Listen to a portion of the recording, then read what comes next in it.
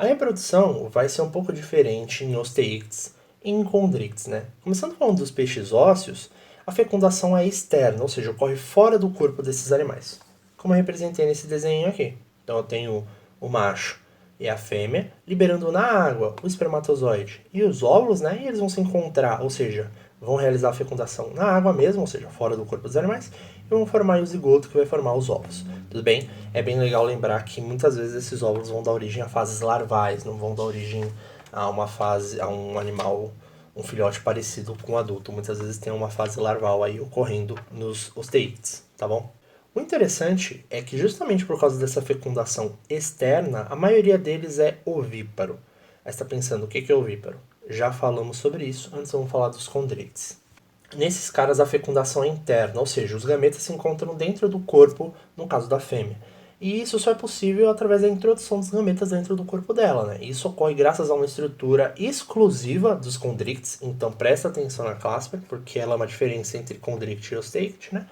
A clasper ela é uma nadadeira modificada que os machos vão ter e que eles vão usar para introduzir o esperma na cloaca da fêmea. E aí os gametas se encontram lá dentro e formam-se os ovos.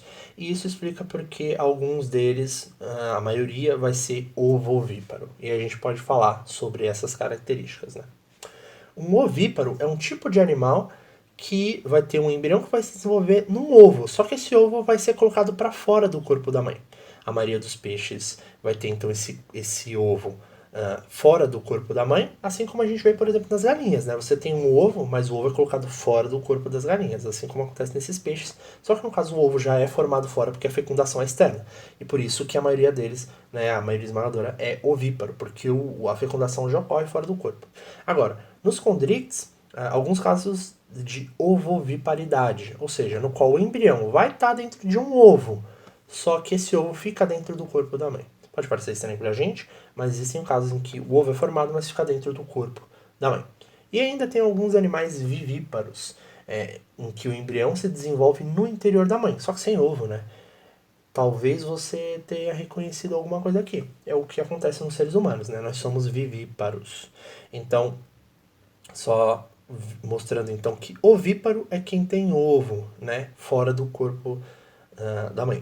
E vivíparo é quem não tem ovo e que fica dentro do corpo da mãe. Então, o ovo ovíparo é o meio termo. Você tem um ovo, mas ele fica dentro do corpo da mãe, tá? A maioria dos condrictes é ovovíparo, tem ovíparo também, e a maioria dos osteíctes, a maioria esmagadora, é ovíparo, tá? Antes de fechar, vamos falar um pouquinho da piracema.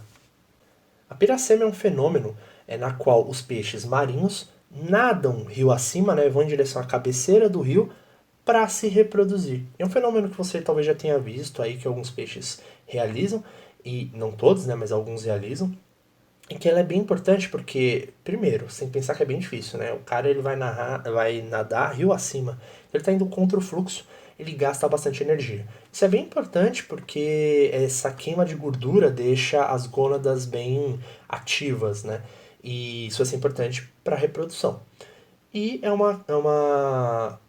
um fenômeno que pode estar bem relacionado às questões ambientais e que o vestibular gosta bastante de abordar. Por quê? Porque a reprodução desses caras ocorre quando eles sobem o rio. Então, modificações no fluxo do rio podem afetar a piracema de várias espécies de peixes. Então, eu fazer ali uma barragem, por exemplo, fazer uma hidrelétrica, isso pode afetar a piracema. E qual o problema disso? Se esses caras não reproduzem, eles podem se extinguir. E você tem vários problemas disso, né? Primeiro que é complicado você extinguir uma espécie por si só, mas a gente tem que falar a língua do ser humano, né?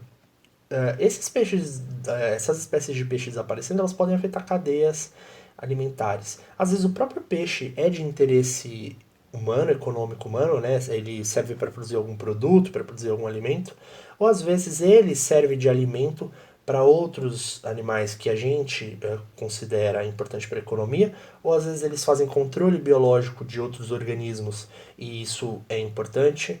Se eles deixarem de fazer esse controle biológico dos organismos que eles se alimentam, eles podem, a gente pode ter alguns problemas.